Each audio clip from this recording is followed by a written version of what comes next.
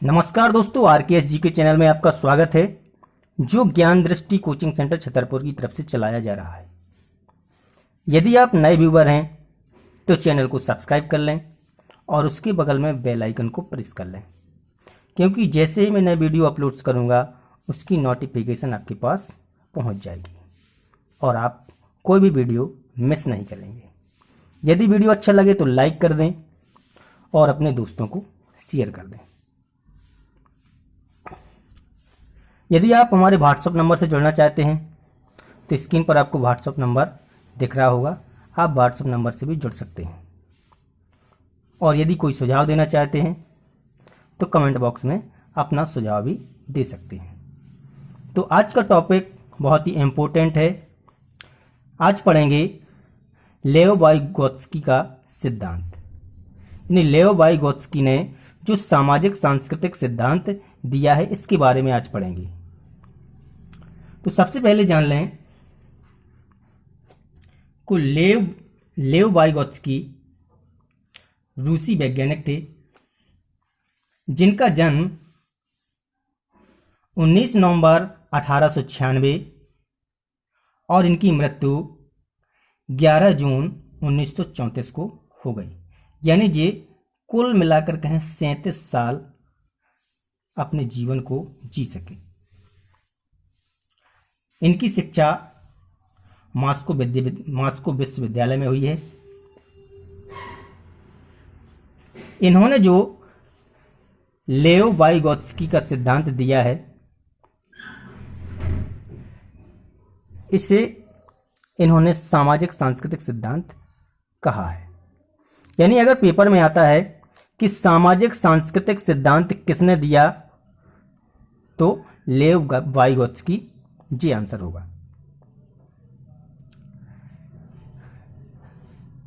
ZPD का सिद्धांत अगर इस नाम से भी आता है, जेडपीडी का सिद्धांत किसने दिया है तो जे भी वाइगोत्स्की महोदय जी ने दिया है। इतना याद रखना है, जेडपीडी का सिद्धांत। अब बात है कि जेडपीडी है क्या। तो जेडपीडी का फुल फॉर्म होता है जोन ऑफ प्रॉक्सिमल डेवलपमेंट, यानी इसका मतलब है निकटतम विकास का सिद्धांत। तो अगर जेडपीडी का सिद्धांत आए तो आपको लेव वाइगोत्स्की लगाना है। सामाजिक सांस्कृतिक सिद्धांत आए तो लेव वाइगोत्स्की, और यदि निकटतम विकास का सिद्धांत भी आता है तो लेव वाइगोत्स्की।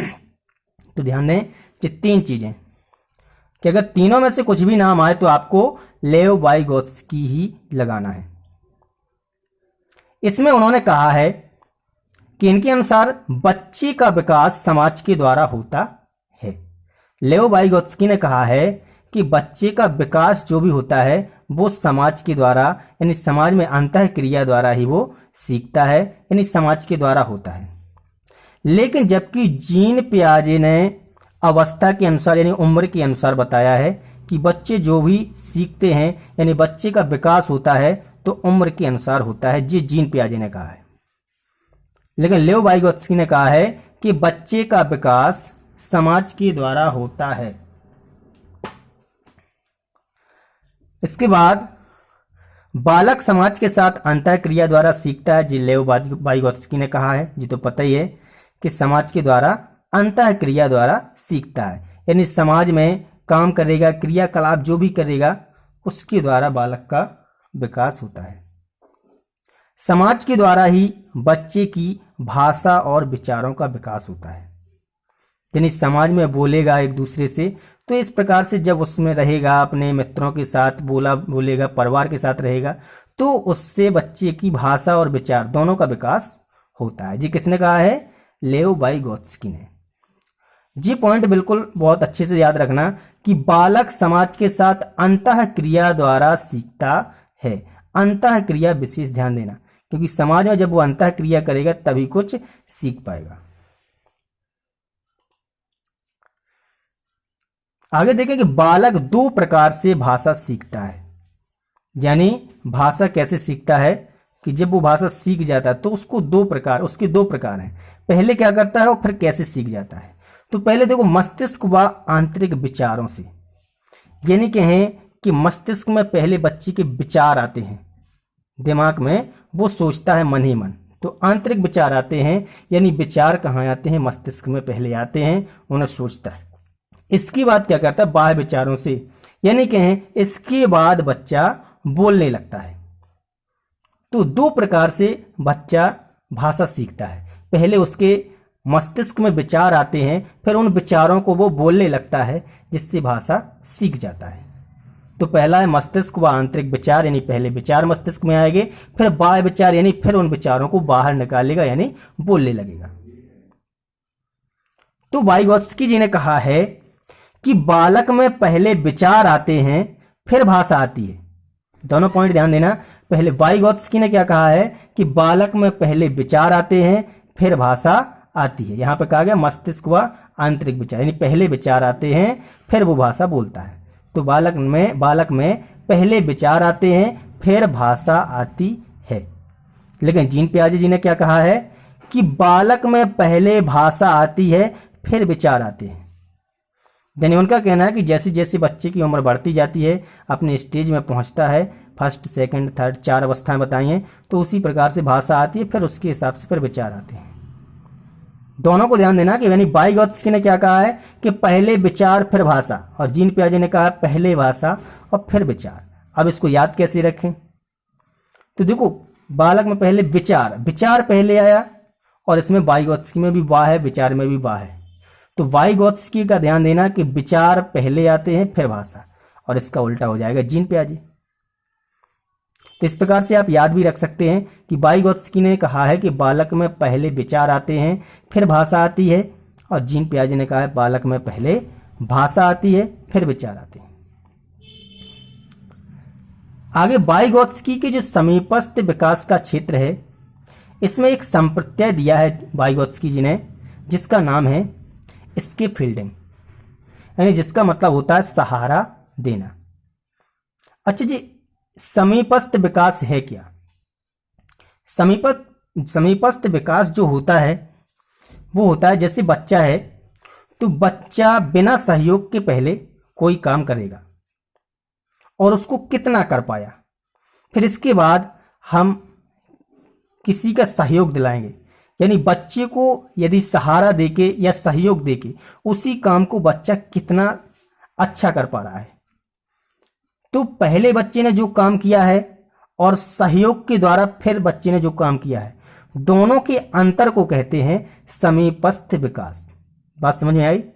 एक बार फिर से देखें कि बिना सहयोग के बच्चे ने जो काम किया है, और फिर सहयोग की सहायता से, सहयोग से मतलब या फिर वो अध्यापक या टीचर का सहयोग लेगा या फिर अपने पेरेंट्स का, तो उसने सहयोग के द्वारा फिर जो उसी कार्य को किया है, तो दोनों में जो अंतर आया है उसे कहेंगे समीपस्थ विकास।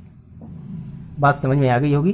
तो इसमें समीपस्थ विकास में उन्होंने एक संप्रत्यय दिया स्केफोल्डिंग, जिसका मतलब होता है सहारा देना। वही मतलब है इसका कि विकास यानी कार्य कितने अच्छे से कर रहा है सहयोग के द्वारा। आगे देखें, इनके अनुसार विकास की प्रक्रिया अधिगम प्रक्रिया से पीछे रह जाती है। इनके अनुसार वाइगोत्स्की ने कहा है कि अधिगम प्रक्रिया काफी तीव्र गति से होती है और विकास थोड़ा उससे धीमा होता है, यानी विकास की प्रक्रिया अधिगम प्रक्रिया से पीछे रह जाती है। आगे देखें, लेव वाइगोत्स्की में एक आता है भाषा यंत्र। भाषा यंत्र क्या है? यानी इसका मतलब है कि भाषा किस किस प्रकार से सीखी जाती है। तो यह सामाजिक अंतःक्रिया के द्वारा अपनी ही एक संस्कृति से दूसरी संस्कृति तक स्थानांतरित करता है।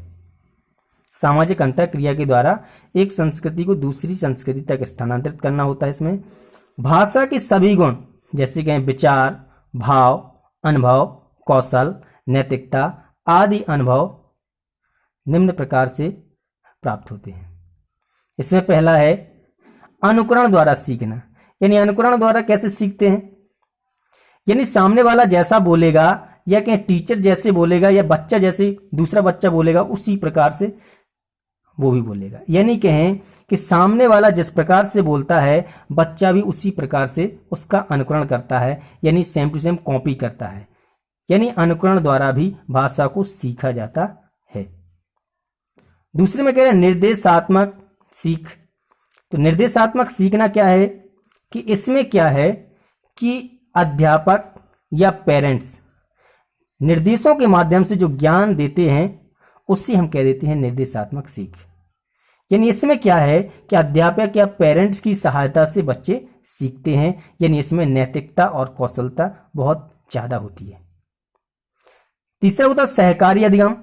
तो सहकारी अधिगम में क्या होता है कि इसमें बच्चे अपने समूह या ग्रुप में रह करके एक दूसरे से वार्तालाप करके सीखते हैं। तो जो होता है सहकारी अधिगम, यानी अपने ही सेम उम्र के बच्चों के साथ मिलके खेल करके आपस में भाषा का स्थानांतरण करते हैं और सीख जाते हैं। तो 3 प्रकार से भाषा सीखी जाती है, जिस 3 भाषा यंत्र हैं, एक अनुकरण द्वारा सीखना, निर्देशात्मक सीखना और सहकारी अधिगम। तो मैं आशा करता हूं कि आपको वीडियो अच्छी लगी होगी। यदि वीडियो अच्छी लगी हो तो लाइक कर दें और अपने दोस्तों को शेयर कर दें। Thanks for watching.